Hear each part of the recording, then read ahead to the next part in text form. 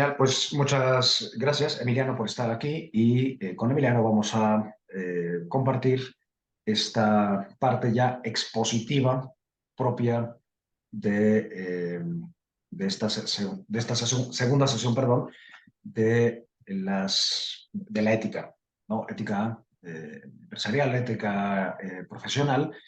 eh, y bueno, comenzando por una reflexión, ¿no? A ver, un estudiante, como comentaba yo con Emiliano, de cualquier universidad, de cualquier escuela, pues debería pues recibir justo no nada más las cuestiones técnicas operativas de las diversas carreras, y no esperarse que pues estas reflexiones pues las vean en las carreras o en las maestrías de filosofía, de teología, de artes.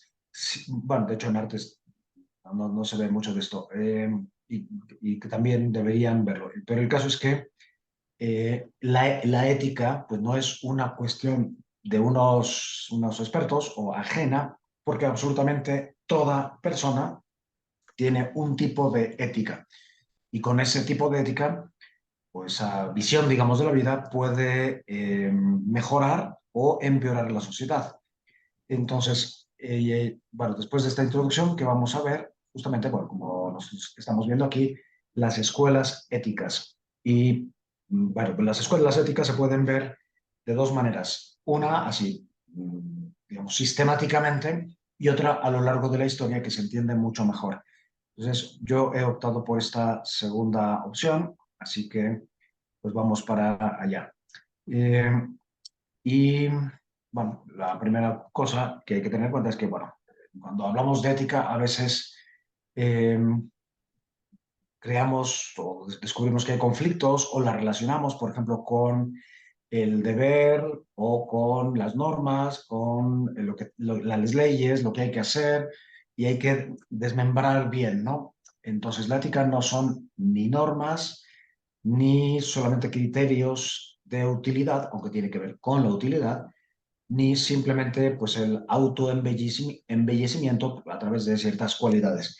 Entonces, la ética, así, eso repito, una cosa que ya dije la vez pasada, es una visión filosófica, una actitud de vida y tiene más que ver con la formación de un carácter eh, que pues me forja o me da o me hace crecer en unos principios con los cuales yo actúo de manera que pues, pueda mejorar la sociedad, o el entorno, o la familia, o la pareja, la relación en general.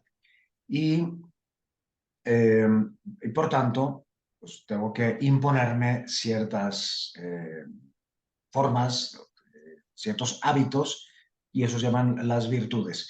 Eh, Otras personas pues prefieren imponerse reglas de vida, que a veces pueden ser acartonadas, eh, incluso pues quitarle libertad o pues para no errar, pues, dejarse mejor llevar por las normas que te impone la sociedad, en el sentido de la educación, el vestido, la, eh, el tráfico, eh, etcétera. Entonces, es decir, el primer punto es que no es tan fácil definir ética y que nos solemos de resbalar hacia otras cosas que no son estrictamente ética, ¿no? Como el deber, la obligación, etcétera. No, más bien sería eso, la formación de un carácter fuerte, y eso no puede ser más que personal. O sea, no podemos esperar que la sociedad lo solucione, que los gobernantes, que la tecnología, que las reglas,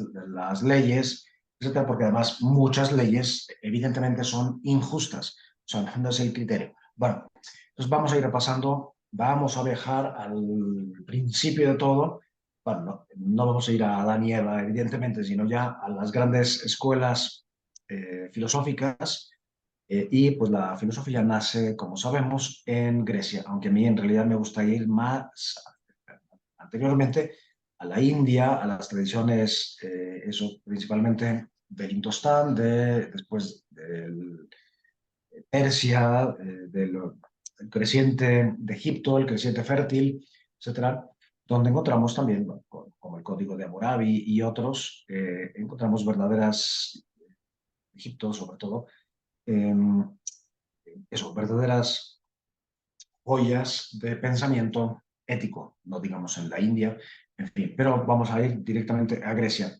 En Grecia, saltándonos a todos los presocráticos, dominan estas, pues, eso, una ética más de las virtudes y por eso se llama aretológicas, porque aretes en griego significa virtud.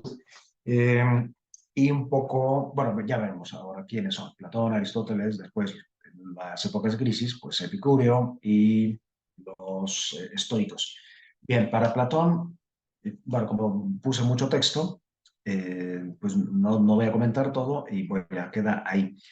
Para Platón, pues el bien es una cuestión más intelectual, de sabiduría, eh, y por tanto, pues eso lleva a una vida pues, que tenga en cuenta las grandes virtudes. Es el que introduce estas grandes virtudes, que son, de hecho, las cardinales, que ahorita vamos a ver cómo las asume la filosofía cristiana, pero eso, templanza, prudencia, fortaleza y templanza y justicia. De hecho, hay, o sea, muchas acciones que requieren de las cuatro.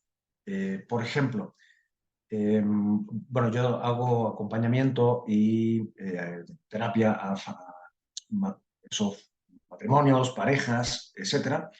Y pues el lugar de la intemperanza, de la imprudencia, de la debilidad y de la injusticia muchas veces son bueno, las empresas, la pareja, la familia, y es donde más se necesitan estas virtudes, la sofrosine, la frónesis, la andreia y la diaconía, o sea, el ponerse al servicio de los demás.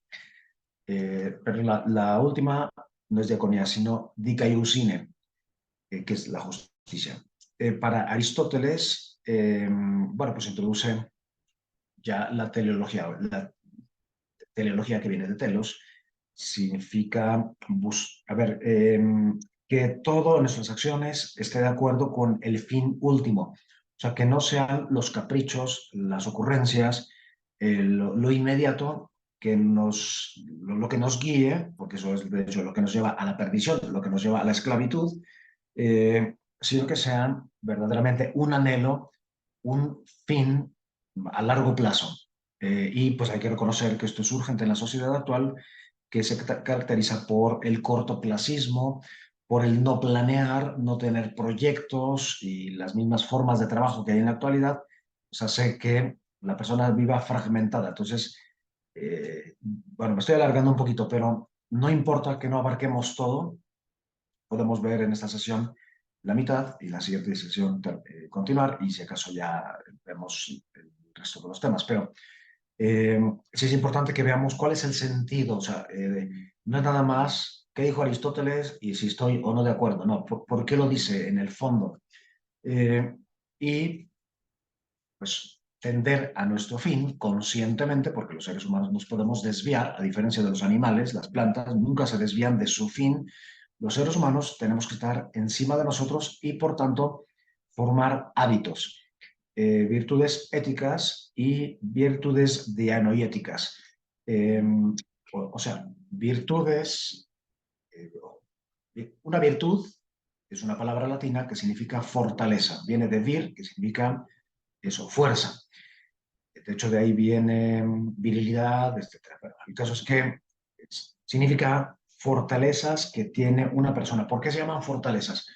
Porque cuando tú tienes hábitos buenos que has forjado con dificultad, pero una vez que ya los tienes, te facilitan la vida porque es como una segunda naturaleza, ya te sale solito.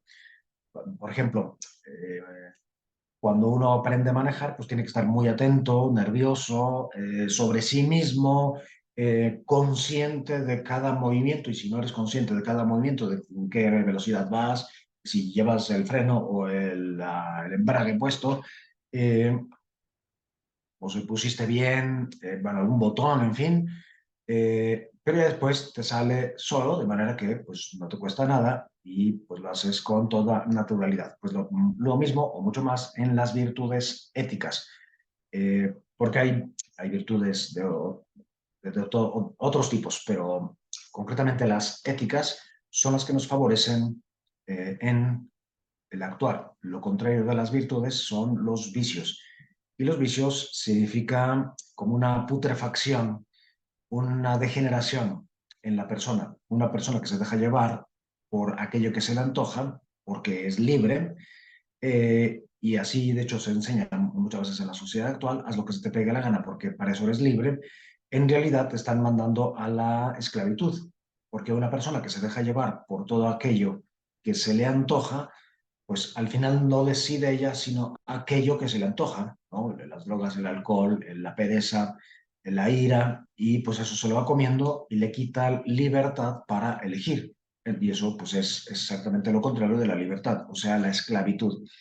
Eh, y ya después tener también virtudes dianoiéticas, o sea, las virtudes propias del espíritu, que sería pues, crear buenos pensamientos, forjarse, o sea, tener una inteligencia no para aprender cosas, sino para darle un rumbo a la vida. O sea, también se pueden hacer hábitos de pensamiento y van, por ejemplo, memorizar cosas, en fin. Y, bueno, hábitos, consejos referentes también, bueno, perdón, además de los hábitos, es importante la amistad, que es lo que quiere decir aquí con todo esto Aristóteles. No se puede ser bueno en solitario. Parte esencial de la ética es el amor, concretamente el amor de amistad, o sea, rodearse de buenas personas, eh, eso, de consejeros, de sabios, libros, y por tanto es una moral más bien eudaimónica, o sea, de la felicidad. Es comparando esto, bueno, o más bien después la filosofía cristiana que va a dominar durante toda la Edad Media, va a asumir, sobre todo a Platón y de Aristóteles, algunas ideas como la amistad, eh, a la eudaimonía eh, le va a llamar Macaría. Macaría significa bienaventuranza. Entonces, eso, el cristianismo, cuyos primerísimos miembros o comunidades, de hecho, eran griegas y habían estudiado a todos estos que estoy diciendo y a otros muchos más, eh, cristianizan, por así decir, todo esto. Entonces, eh, el cristianismo también va a tomar y tener muy presente y a fomentar la amistad, o sea, la relación. O sea, la ética cristiana es una ética de relación con los demás y de relación con Dios. O sea, de sabiduría, de rodearte de los mejores y de una, o sea, la Macaría es felicidad, pero felicidad más como bienaventuranza, o sea, como una relación con los demás, como digo. Muy bien, ¿qué es la felicidad? La felicidad, pues es el fruto de la vida contemplativa, sería como la plenitud de la persona.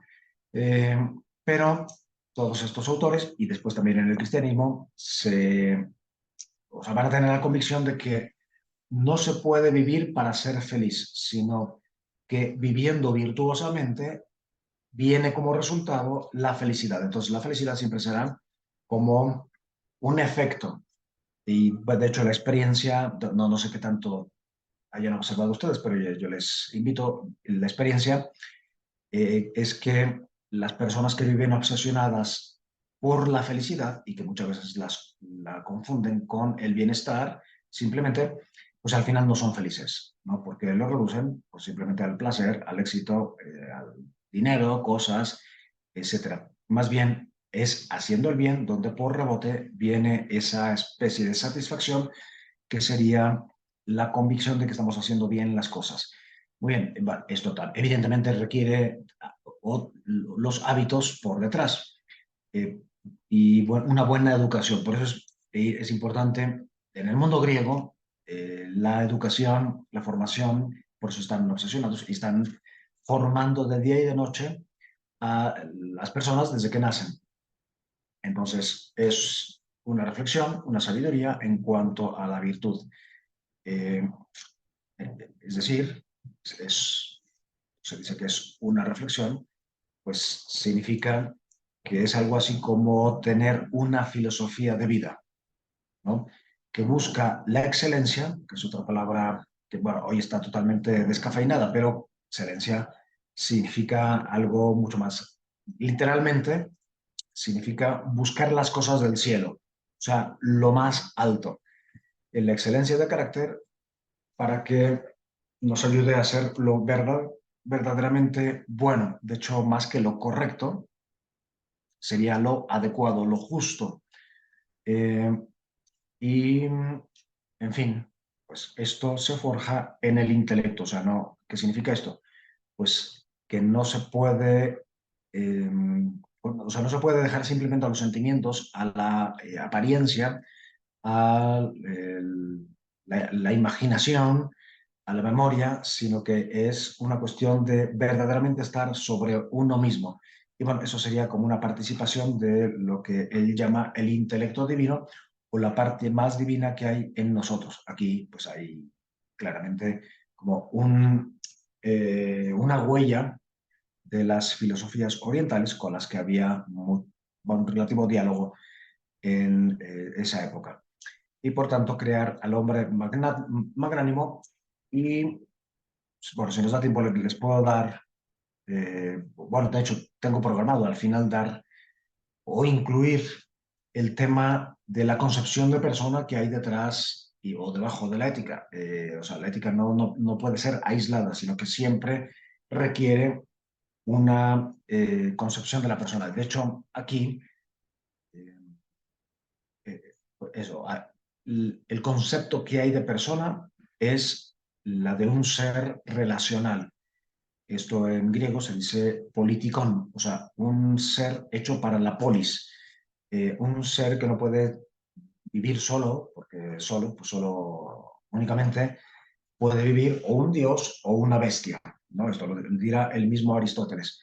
Eh, entonces, no menospreciar los propios méritos, tener una actitud de polemos significa de lucha, pero no luchas estúpidas y de peleas que vemos todos los días, sino una lucha por vencerse a sí mismo. Y en esto el deporte es muy importante, por eso los griegos estaban practicando deporte las 24 horas del día, porque eh, a través del deporte, que es una forma de educación desde niños y en cualquier edad, se aprenden muchas cosas, ¿no? La competencia, la amistad, la colaboración, el compartir, tanto los éxitos como los fracasos, etcétera. Bueno, por eso es tan atractivo el deporte. Y hay mucha gente que hace deporte simplemente desde su sofá, ¿no? No, también hay que activarse un poco, y si se puede, con los demás, mejor. En la honorabilidad, el hombre magnánimo no pide nada, sino está más dispuesto a dar. Bueno, muchas de estas reglas las van a tomar los monjes en la Edad Media y pues con eso van a ir educando a las personas.